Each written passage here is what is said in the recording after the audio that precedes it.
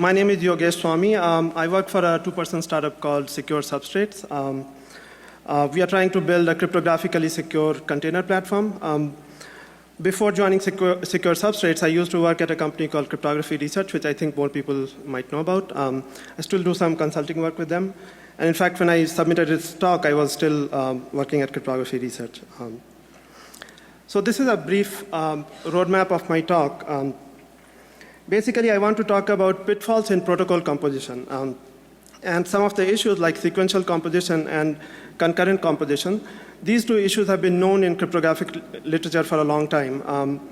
However, until recently, unless you worked in the area of key exchange protocols, you probably didn't pay much attention to these issues because there was very limited things that you would do with like composing different protocols. With Intel SGX, however, there's like a whole new way of composing protocols inside an enclave. So I want to highlight some of the issues that come up when you are sequentially composing protocols or when you are composing them in a concurrent manner. And I also want to discuss a little bit about the issues with enclave state malleability. So a typical misconception is that SGX enclaves are basically a black box. Unfortunately, that's not true. You can actually influence the state of the black box adversarially if you interrupt the processor. So I want to discuss about that, and I want to discuss what are the implications of this, mainly for proof of knowledge protocols, because if you're not careful, you might be able to extract secrets out of the enclave by appropriately interrupting the processor. So that's sort of like the first half of my talk. In the second half, I have tried to analyze the Intel's EPID provisioning enclave and the Intel's remote attestation enclave. So these two enclaves basically try to bootstrap a group signature scheme. And they are created by Intel, signed by Intel. And so I wanted to analyze how these enclaves actually behave in terms of these three issues that I listed above. So here I have some good news that the enclaves are secure, and some bad news that the goal of EPID, which was to provide anonymity, is actually not achieved, at least the way the Intel has implemented it. So that's sort of a brief roadmap of my talk. So let's get started.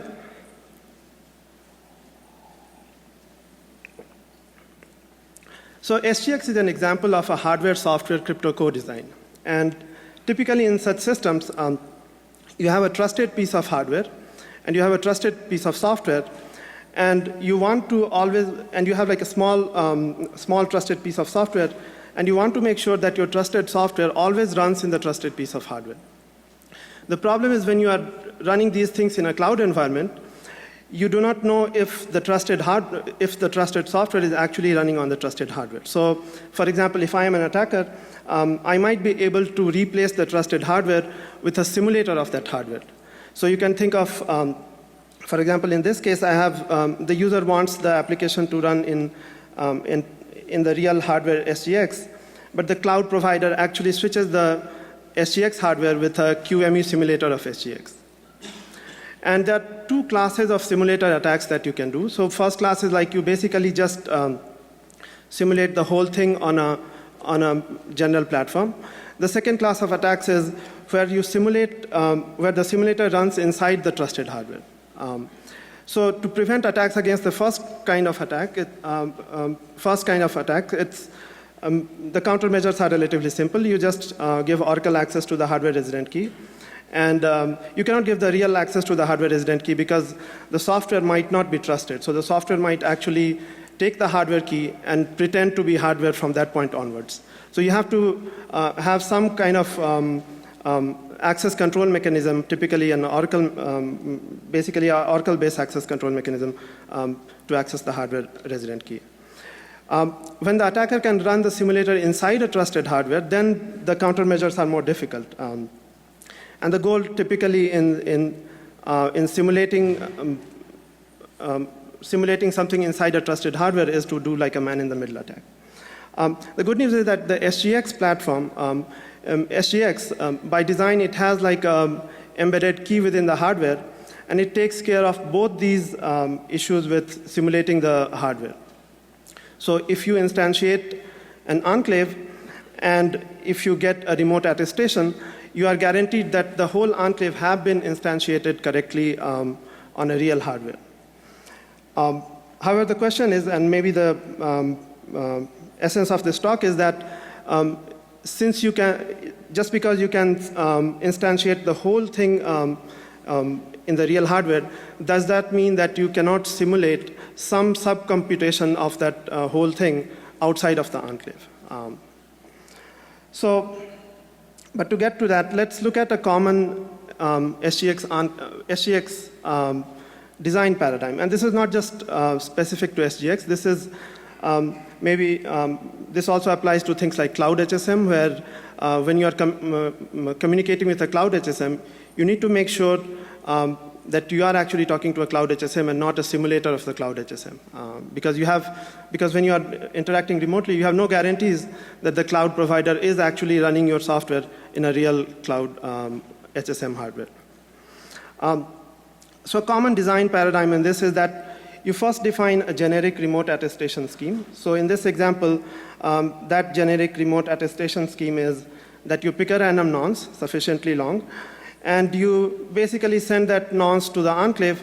The enclave generates an attestation on this nonce and returns the nonce back, returns the nonce and attestation back. And then in the step 2, you basically define your actual use case. So here you define things like how to generate keys, so if you're generating keys, you have private keys and public keys. You need to save these private keys onto disk. So you need to have a protocol for encrypting those private keys. Then you might be needed to generate a CSR. So CSR is another protocol where you need to do like proof of possession, things like that. And then you might also do auditing and things like that. So in step 2, normally this is like a software engineering paradigm. You build things in a modular way, and then you try to combine them together. And then in the third step, you typically have like a workflow. So you take all these things. So you have basically key generation, maybe loading the key, signing things with that key, saving keys to the disk, all those things. And you define a workflow which combines meta-level things. So the workflow will be like in step 1, I'll generate a key, I'll get the CSR, I will sign it and return it back. In step 2, it will be I will look up the key, I will sign some data with that key, so on and so forth. And there are several examples of this kind of a paradigm. So it's both in like published literature. In fact, some of the published papers, they don't even mention step 1. They assume that there is like a remote attestation mechanism. And they only focus on step 2 and maybe step 3. And the question is like, is this design paradigm secure? So once again, as I mentioned before, because one cannot instantiate the whole enclave cannot simulate the whole enclave, the assumption in all these designs is that because you cannot simulate the whole thing, you might not be able to simulate parts of the things. Unfortunately, this design paradigm is completely broken, and probably you will never design something like this in real life. So this is deliberately a bad example. The problem here is that basically the attacker can respond to the nonce and the challenge appropriately with the attestation, but everything else the attacker can simulate in some other piece of hardware. So the attacker can do the key generation outside of the HSM or the enclave. The attacker can basically get the CSR, sign the CSR, and install the certificate. So this example, so in this example, the whole thing is completely broken because the private key will be generated outside of the enclave. In a more realistic scenario, things might not be this clear-cut. So identifying this attack would be like trivial, but in a more realistic scenario, you might have 10 different enclaves which are interacting with each other. And some portions of those enclaves cannot be simulated outside. However, there might be some components, some states of this enclave. So an enclave is basically, it's an algorithm. It transitions from one state to another. And some of those states might be simulatable outside of the enclave. And so a crucial question in designing all these things is to not analyze individual individual components of the protocol. So not analyze just like attestation, or not analyze just how to do key generation and how to get the certificate signing request, but to analyze this whole enclave as a single protocol, which is composed of multiple sub-protocols.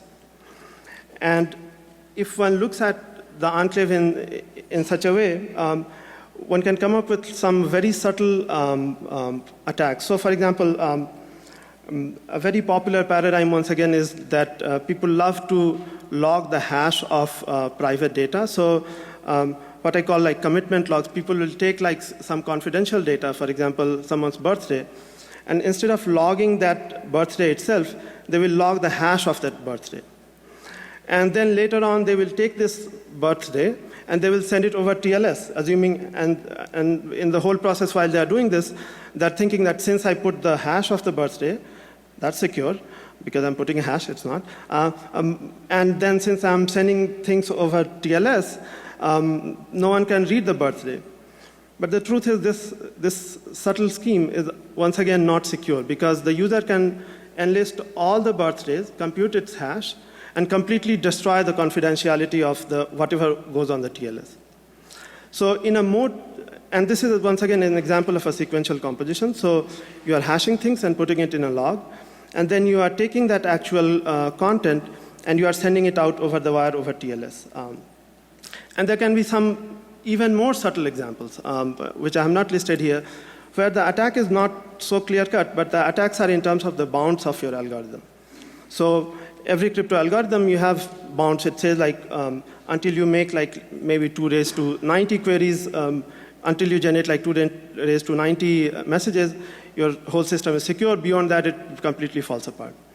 However, when you are sequentially composing things, it might happen that that 2 raised to 90 came back to 2 raised to 30. Now it's within my cryptanalysis bounds, and I can now go ahead and do something with it. So at this point, you might be wondering that why is this, and why am I talking about this in terms of simulation and remote attestation? And the reason is that an enclave is actually an algorithm, and there is no easy way to talk about an algorithm. What does it mean for an algorithm to be secure? So we know what it means for a piece of data to be secure, but an algorithm is kind of like a living thing. It's transitioning from one state to another. And in that context, it's better to talk about simulation and simulatability than to talk about whether it's broken or not broken, as I've been saying. Okay. So the first point I want to make is that sequential composition is problematic, and you have to look at the whole enclave as a single protocol and analyze it from that perspective. So let's go back to this example, and let's look at the seal protocol. So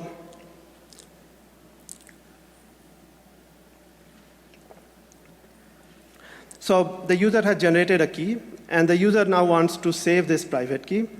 And later on, the user wants to kind of retrieve these private keys, look up these private keys really fast, so that they can do like, so that they can serve like web applications and things like that, which is getting like millions of requests per second. And so the user comes up with this scheme for storing their keys. So because SGX does not have replay protection, okay, let me first describe how the keys are stored, and then I'll describe what the issues are. So the user wants to store their private keys on disk. So they decide that we will use an AED scheme like GCM, where I will keep like the key attributes, the key name, the public key, and the encrypted secret key as a single record. But the problem is that SGX does not have an internal counter, so SGX needs to get the nonce, which cannot be repeated, from somewhere outside. And the only trusted way to generate this nonce is basically by adding a TPM to the trusted compute base. So what the user has done, they have actually added TPM to their trusted computing base. And every time they want to generate a record like this, they first get a counter from the TPM, and they get a signature from the TPM, because you don't want someone to switch the motherboard and reset the TPM counter. Because if you switch the motherboard, the TPM counter will go back to 0 on a fresh motherboard. So the user has taken care of that. And before using this TPM counter, basically they validate the counter and then do a GCM encrypt with this counter. So if we look at this example, the user has done everything that the GCM spec expects you to do and probably gone often beyond than what is expected. But this scheme is still completely insecure. And the reason is that the enclave does not have a way to control how many instances of the enclave can be instantiated. So enclaves are like shared libraries, so you can create as many copies of the enclaves in process memory as you want. And so what the attacker does, it takes the TPM counter and the signature and feeds it to both these instances of the enclave. Now, both these enclaves will validate the counter correctly because it's signed by the TPM. Both the enclaves are exactly the same. The only thing that's different is the internal random number in them. And so they will both basically generate two different keys, but encrypt those two different keys with the same counter. And because it's encrypting the same thing in GCM using the same nonce, this can be completely broken. So this is an example of a concurrent composition where an otherwise secure protocol, so if you run this whole thing sequentially, you have no issue. But if you run these things concurrently, the whole system is broken. Now for keys, it might not be an issue because like AES key or ECDSA key, it already has enough randomness that even if you XOR your GCM encrypted blob, you won't be able to build a distinguisher. But in general, this will be an issue if the underlying data doesn't have sufficient randomness.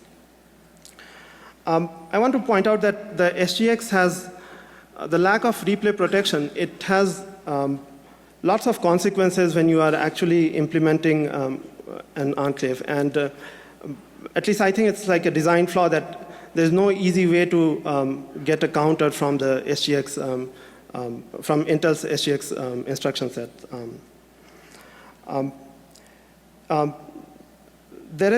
So in SGX, there is a way to kind of do access control, and that access control mechanism is enforced by the launch enclave, which again Intel provides. However, it cannot limit concurrency. So if you want to create 1 million copies of the enclave, 1 million processor images of the enclave, you are totally free to do that.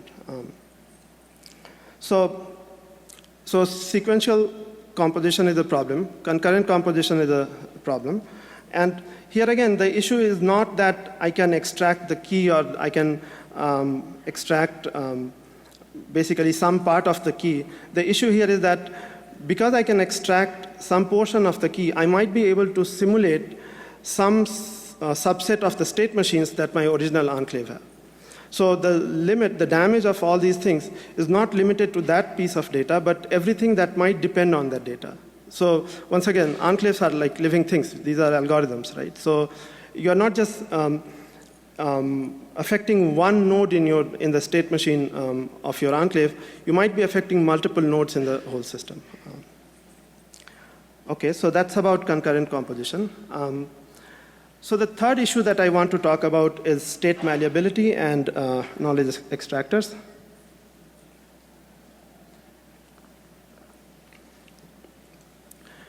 So a common misconception is that an SGX enclave is a black box.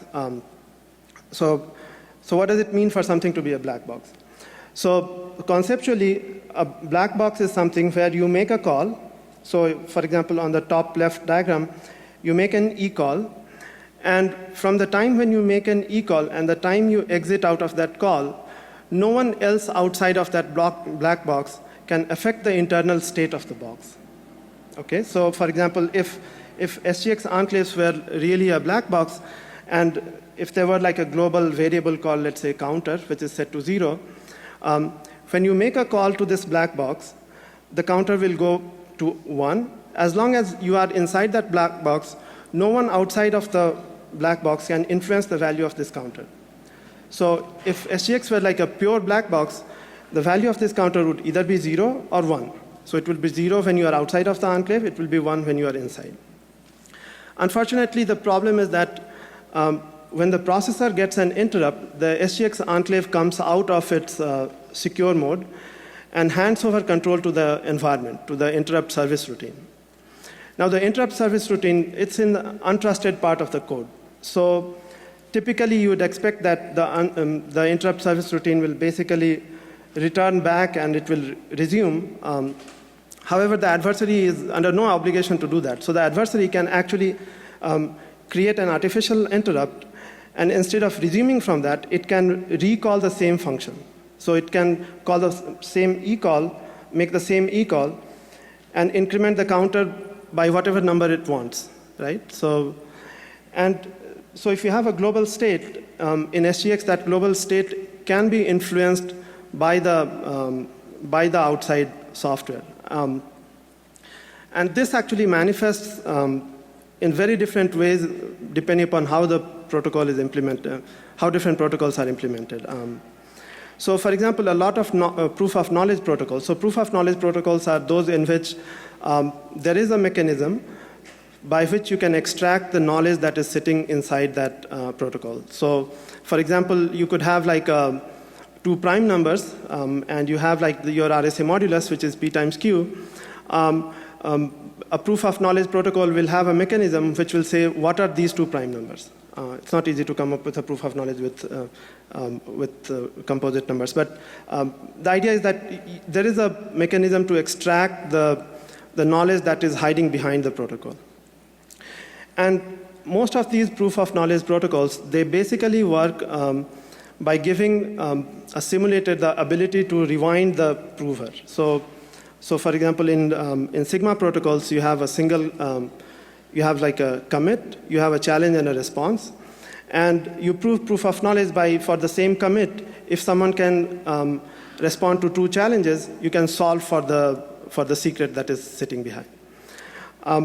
So because of this, because you can interrupt the global state, if you put the commitment as a global state in the enclave, one might be able to call different threads in the enclave and generate two challenge responses, and then solve for that. And this way you can actually extract the knowledge that is hiding behind it. So it's not that you cannot protect against this, you just have to know about it, that what might happen. So these are the three issues that I think are important to know and consider when you are designing enclaves. So in the second part of the talk, I'm going to talk about how Intel does SGX EPID provisioning and how it does remote attestation, and basically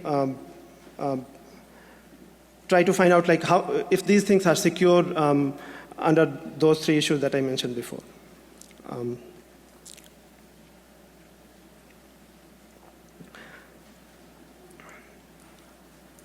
So just to recap, the issue is that there is a secret sitting inside the hardware, and the hardware is supposed to prove to some third party that it actually has that secret.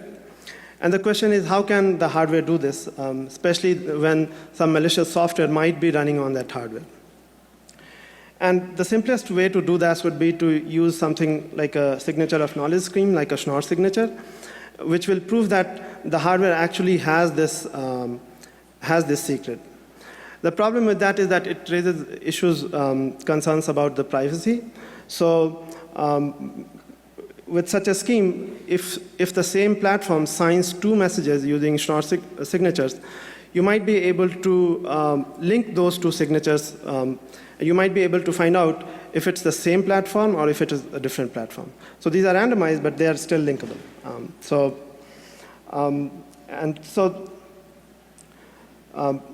the SGX solution to that was to use group signatures to protect against the privacy issues.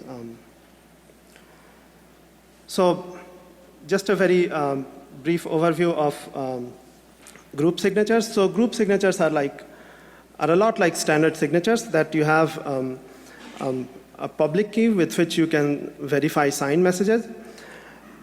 But the way the private keys are managed, they are very different. So in a group signature, each member of the group has has a unique private key, but there is a single public key with which you can validate signatures coming from any of these members. And the reason you might want to have something like this is because you want to have anonymity of the members. So if two members, for example, if SK1 and SK2, if they both sign a message, just by having the signature and the group public key, you will not be able to tell whether SK1 signed it or whether SK2 signed it. So of course, to build such a thing, you need a definition of a group. So you need a group manager who defines who are the members of this group and who defines basically what are the credentials of each member. So you have a group manager, which in case of SGX is the Intel Attestation Service. And then you have individual members, which are basically individual CPUs. And group signatures, like standard signatures, have the standard requirement of unforgeability, but they have additional requirements. For example, anonymity. And there are like lots of models of this. So Bilare, Michincho, Warinsky, they had like a first formal model in which they defined the notion of fully anonymous group signatures, where even if you give the adversary all the private keys, the adversary can still cannot distinguish one signature, one member from another. So that's a very strong guarantee. EPID doesn't have that, but that's something to strive for. Group signatures also tend to have issues, have requirements in terms of traceability. So if there is a rogue member, and if you want to eventually find out like who that rogue member of the group is, you might want to open the signature and see who was the signer for that message. So in general, it's anonymous, but there is a special entity who can open the signature and figure out who was the signer. Once again, EPID does not have anonymity. The reason I'm mentioning all these things is because like lots of models out there for group signatures, and you have to pick the right model to actually understand what EPID is trying to do. So in EPID, the three main security goals are anonymity. So this is not full anonymity in the sense of Bilare, Michincho, Warinsky, but this is anonymity as long as the private keys are secret, adversary cannot distinguish between two members. EPID also has a blinded join protocol. So a blinded join means that when a member joins a group, the member does not have to reveal its private key to the group manager. A lot of group signature schemes, you would have to give your private keys, or the group manager had to generate the private key for you and give it back to you. So EPID does not require that. And then EPID also has member revocation. So because EPID does not have a way to open signatures, you need signature revocation to flag who are the bad members of this group. Okay, so I'll just briefly describe how EPID works. I won't go into the algebraic details of this because I think it's not very relevant for this talk. But in general, it has, so EPID signatures have two components. One is what is called like the basic signature, and then there is a proof of non-revoked signature. And then second component is the proof of non-revoked signatures. And the basic signature is based on BBS plus scheme. So BBS was Bonnet-Boyne-Sancham group signature, which was short group signature. It only worked in the static model, so the group manager had to create all the private keys. That group signature was converted to a standard signature scheme by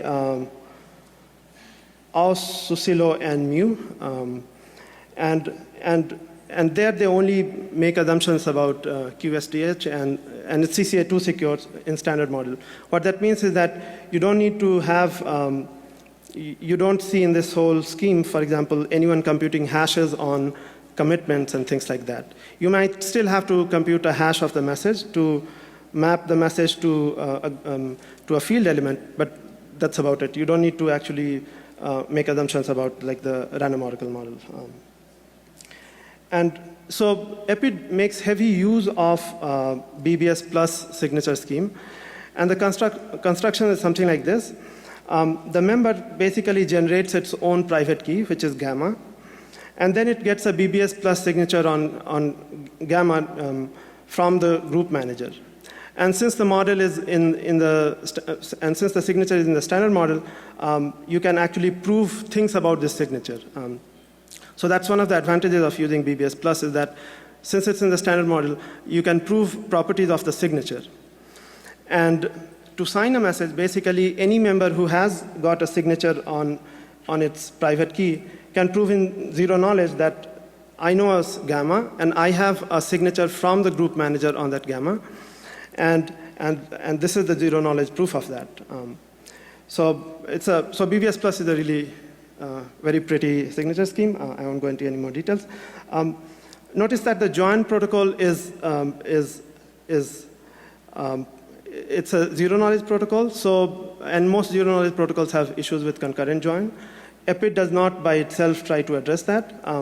However, the Intel SGX implementation, it tries to address that by encrypting every join request with a key known only to Intel Attestation Service and the CPU. I think that's why they encrypt it. I'm not sure. So as I mentioned, there are like two parts of the signature. One is the basic signature, which is based on this pairing groups. And then there is another part of the signature, which is used primarily for revocation purposes.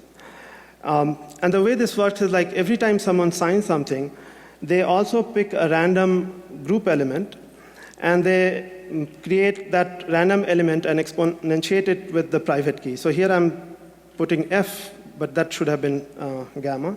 So this gamma from the previous slide.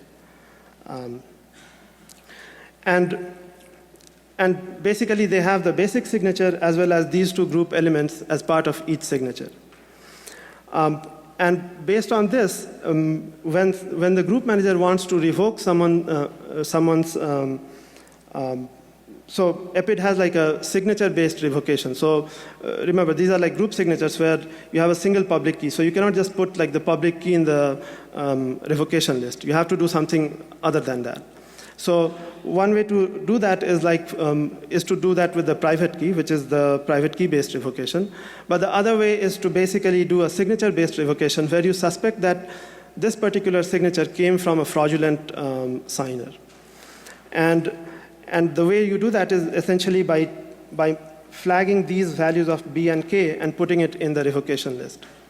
And at the time of signing, the signer needs to prove in zero knowledge that its value of F could not have come from the list of all these pairs B1, K1, B2, K2, and so on and so forth.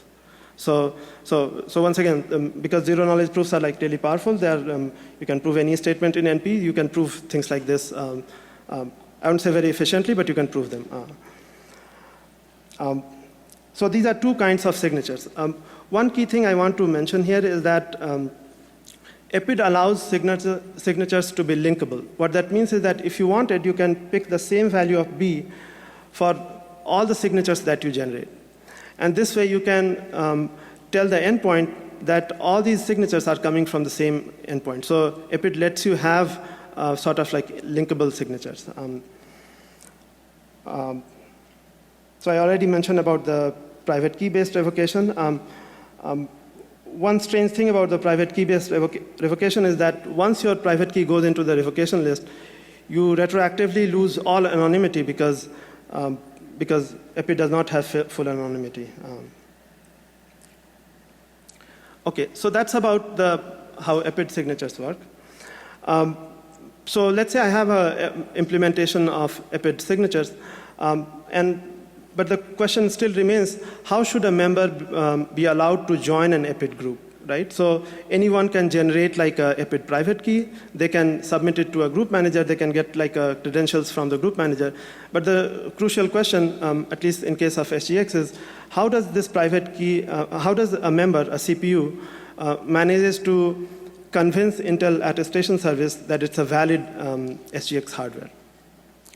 And the way Intel solves this is by having a hardware key, having a 128-bit random number inside the hardware. And they use this 128-bit random number in different ways. So basically, they use it to encrypt things. They use it to ECDSA sign things. But eventually, that random number acts as the root of trust between the SGX CPU, and the Intel Attestation Service. And based on this root of trust, they bootstrap a new set of EPID credentials on each CPU. And Intel calls this the EPID provisioning enclave, the PVE and PCE. Once a platform has got these EPID credentials, so basically a processor, an Intel CPU comes up, it generates the EPID private key, submits the EPID join request to Intel Attestation Service, gets the certification, saves it on disk. Once it has all these credentials on disk, it can now start generating EPID signatures. And so what we call remote attestation is actually just that, like computing EPID signatures on using these EPID keys. So this is how Intel has implemented the whole PVE. It's a fairly complicated implementation, and it seems to use a lot of crypto primitives, so all the way from OAP and CMAC and of course the EPID and things like that, and ECDSA and GCM. So it tends to compose a lot of cryptographic primitives in ways that I had not expected, actually. But in spite of that, I think the whole PVE implementation is quite secure. So, but at a higher level, this is how the EPID provisioning works. Basically, each platform generates a platform provisioning ID. And this platform provisioning ID is based on the provisioning key. So the hardware 128-bit random number that the hardware has, that acts as the provisioning key. And from that, you derive a provisioning ID. Unfortunately, the process of provisioning, because this ID is always known both to Intel and to the CPU, Intel will always know when you are joining their group. And so this kind of destroys the anonymity during the join process. Of course, EPID makes no guarantees about the anonymity of join, so maybe this is not an issue. But it's good to keep in mind, because every time you delete this EPID blob on your PC, your machine will actually go and try to get these EPID blobs from the other endpoint. And Intel will know about it. The EPID join process, it basically uses ECDSA signature using the hardware resident key to convince that the Intel Attestation Service, Intel Attestation Service that it's a valid hardware. So the issue here is like, only authentic CPUs should be able to join SGX EPID group. If I, who is not an SGX processor, if I can go and join the Intel EPID group, I might start signing remote attestation randomly. So, and that will destroy the entire ecosystem of remote attestation. Because you cannot correlate, because you cannot correlate signatures, it will become really difficult to figure out whether I'm a genuine processor or whether I'm a rogue processor. So this process is really crucial. It has to be like very secure. So in addition to like generating ECDSA signatures, the EPID join request is also encrypted using the provisioning key. The implication of this is that the Intel Attestation Service must have a database of these highly sensitive keys somewhere online. And so it's a good exercise to maybe try to hack that. Now, I'm not, and then do a responsible disclosure.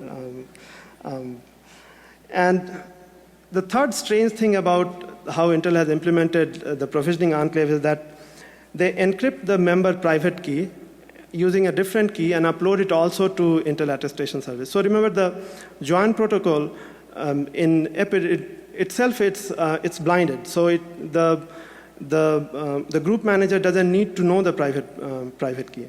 However, in the implementation, Intel encrypts this private key and still uploads it to Intel Attestation Service. They claim that they don't know this key, but I'm not sure what is the motivation for doing this. But at the end of the EPID provisioning process, each CPU will basically get the group membership credentials, and it will also get group ID. So that's about how the platform basically gets the EPID credentials. At this point, the platform can start signing things using these EPID keys. So just to recap, there's a hardware key with which we bootstrap the EPID keys. And now, given the EPID keys, now we can sign things using that EPID key. And so to do this, once again, Intel has done a couple of things which I think are strange. The first thing you need to do to make use of EPID signatures is that the service provider, so this one will be like the client of a cloud service, or maybe someone who is supporting clients of the cloud service. You first need to go and sign up with Intel, and you need to give them your own X509 certificate. And only after this, basically the service provider can, sorry, I have a mistake in this slide. There should have been an arrow coming from SP to Enclave as the first step. So the service provider first gives its service provider ID to the Enclave. The Enclave, whatever state it wants to compute the remote attestation on, it first computes a local attestation on that. And then it transfers that local attestation to the quoting Enclave. And it also sends the service provider ID and the nonce. The nonce has to be sent to make sure that the quoting Enclave is actually running on the same processor. So there are scenarios in which if someone has compromised one quoting Enclave, and if you don't send this nonce, you might be able to take that local attestation to that platform, get a signature, EPID signature from that platform, and no one will be able to figure it out. That's the beauty of anonymity. So the Enclave sends the local attestation to the quoting Enclave along with the service provider ID.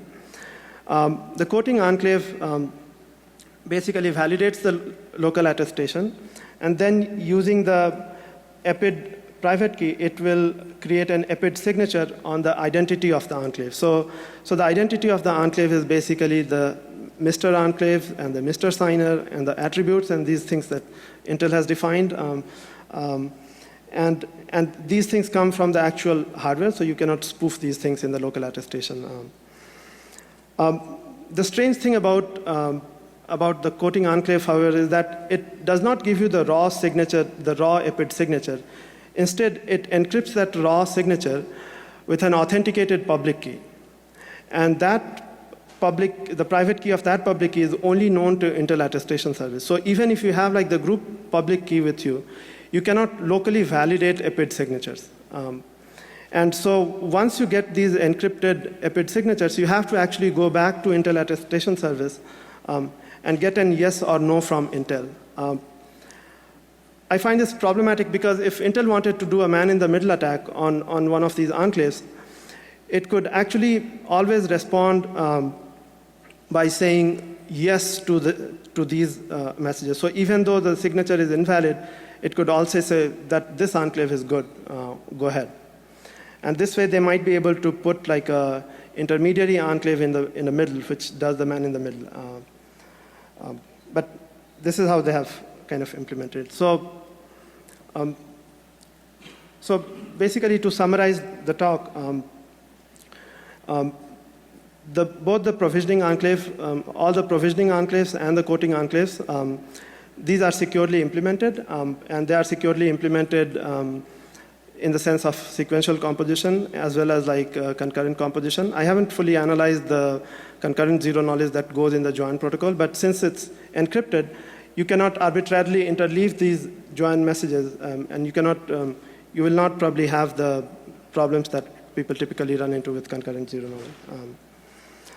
However, there is like a lots of unnecessary crypto. So the enclave encrypts something, and then the host side also encrypts it, and it derives keys in some strange ways. So it will take the public key, hash it, then hash it with some more random number and things like that. So sometimes the goal is not clear why they are doing this.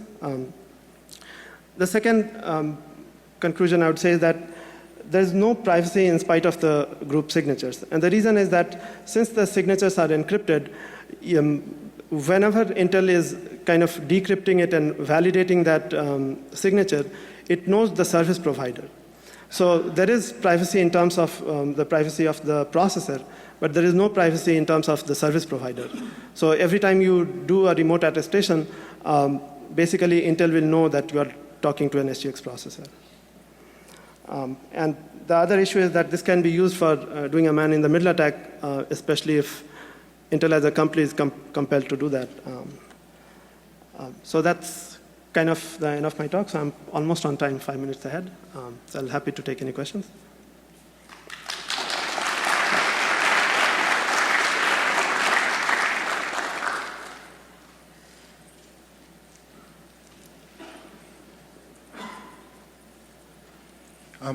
I was just wondering, for the first set of problems that you discussed, now I don't know whether there's a way for Intel to get there from here, but if everything that changed the state, any time state changed within the enclave, if the enclave returned some in a sense, new attestation of the state. Right, so there is some work on like dynamic attestation schemes. And they might be more effective. However, I think the user still has to analyze the whole enclave as like a single protocol, because like in the dumbest scheme, you can just take like the private keys inside the enclave and just put it outside. And that will completely, so no scheme can protect against these kinds of things. But there are like basically dynamic attestation schemes which might be better suited for this kind of thing. Thank you. That was really interesting.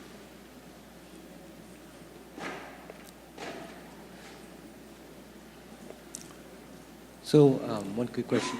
You said something about that the enclaves don't support replay protection. Right. Have you looked at the platform services enclave and the monotonic counter support that it has? Right. So the monotonic counter that Intel has, it's coming from a TPM, which is encrypted using Intel ME. And given the history with Intel ME, I think people are better off putting their own TPM and building their own protocols instead of using Intel ME. But it's not like inherently part of the SGX itself. It's coming once again from TPM.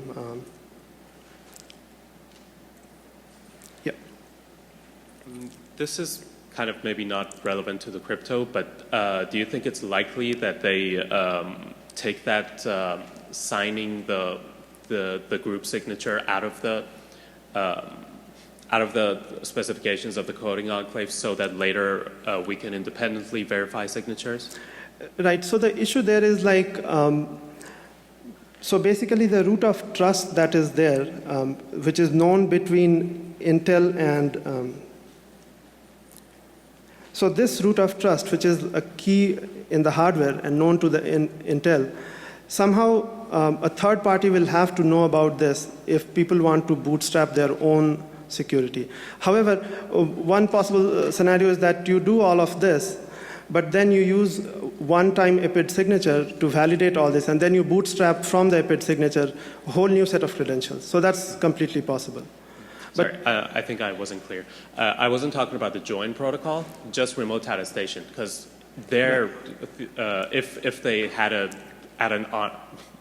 good implementation of EPID, you should have been able to do attestation yourself, right, just having the group public key, right? Right. So is it possible that they're just being cautious in this first release and later they'll... That's entirely possible. I'm although not sure like why you'd want to like encrypt a group like a signature. Like so signatures by definition, one should be able to verify these signatures using a public key. So yeah, the moment you encrypt a signature, it's no longer a signature scheme, it's something else, right? So